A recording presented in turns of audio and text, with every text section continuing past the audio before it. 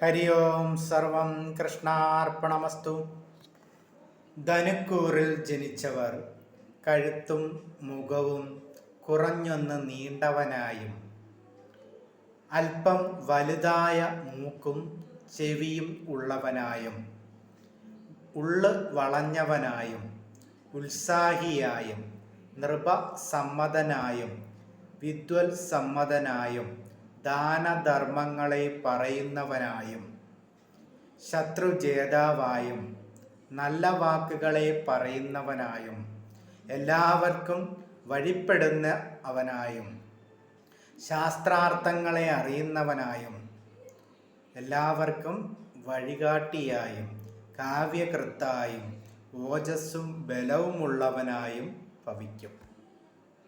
ധനുക്കൂറിൽ ജനിച്ചവർ എടുത്തുചാട്ട സ്വഭാവമുള്ളവരാണ്. അതൊന്ന് നിയന്ത്രിക്കണം. ശ്രീകൃഷ്ണപരമായിട്ടുള്ള മഹാവിഷ്ണു ക്ഷേത്ര ദർശനം ഉത്തമമാണ്. മഹാവിഷ്ണു ക്ഷേത്രത്തിൽ പാൽപായസം, മഞ്ഞപ്പട്ട്, തുളസിമാല, അവൽ നിവേദ്യം, വെണ്ണ, കദളിപ്പഴം എന്നിവ, ത്രിമധുരം, പുരുഷസൂക്ത പുഷ്പാഞ്ജലി, ഭാഗ്യസൂക്ത പുഷ്പാഞ്ജലി, നെയ്വിളക്ക് എന്നിവ സമർപ്പിച്ച് പ്രാർത്ഥിക്കുന്നത് ഏറ്റവും ഉത്തമമാണ്. മാസത്തിൽ ഒരു തവണയെങ്കിലും നാളുകളിലോ അല്ലെങ്കിൽ വ്യാഴാഴ്ചകളിലോ പോയി ദർശനം നടത്തി പ്രാർത്ഥിക്കുന്നത് ഏറ്റവും ഉത്തമമാണ്. ധനുക്കൂറുകാർക്ക് ഏറ്റവും ശ്രേഷ്ഠമായ ദർശനമാണ് മഹാവിഷ്ണു ദർശനം.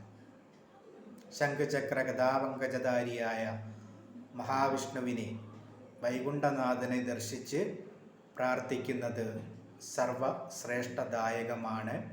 വീട്ടിൽ നെയ്വിളക്ക് കത്തിച്ച് വ്യാഴാഴ്ചകളിൽ ഹരേ രാമ ഹരേ കൃഷ്ണ മന്ത്രം ജപിക്കുന്നതും ശ്രേയസ്കരമാണ്. ഹരി ഓം സർവം കൃഷ്ണാർപ്പണമസ്തു.